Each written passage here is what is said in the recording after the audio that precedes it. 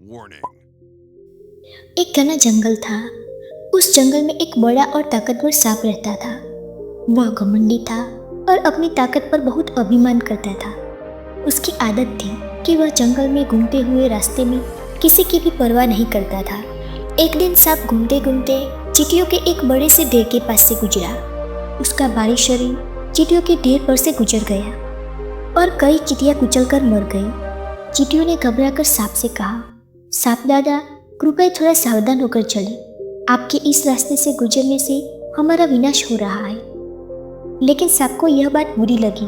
उसने हंसते हुए जवाब दिया, तुम जैसी छोटी छोटी चींटियों के लिए मैं अपना रास्ता क्यों बदलूं?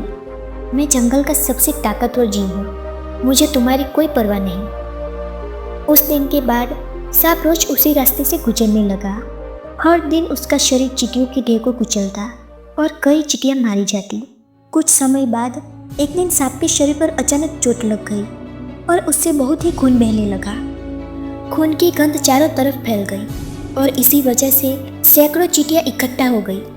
चींटियां सांप के शरीर पर चढ़ने लगी और उसके गांव से बहते खून को चूसने लगी। सांप दर्द से तड़पने लगा। उसने अपने शरीर को बार बार झटका, पूंछ पटकी, फन फटकारा, लेकिन चींटियां हटने का नाम ही नहीं ले रही थी। जितना सांप अपने गांवों को बचाने की कोशिश करता, उतना ही उसके शरीर से खून बहता। खून की गंध और दूर तक फैल गई और इस बार और भी ज़्यादा चींटियां उसके पास आ गई। अब सांप का पूरा शरीर चींटियों से ढक गया था। सांप दर्द से तड़प रहा था। उसने अपनी पूरी ताकत झोंक दी, लेकिन चींटियों का संगठित हमला उसकी सारी ताकत पर भारी पड़ा। आखिरकार अहंकार का अंत तो होना ही था। पीड़ा और कमजोरी से सांप ने अपना दम तोड़ दिया। सांप का घमंड और उसका दूसरों की परवाह न करना ही उसके विनाश का कारण बना।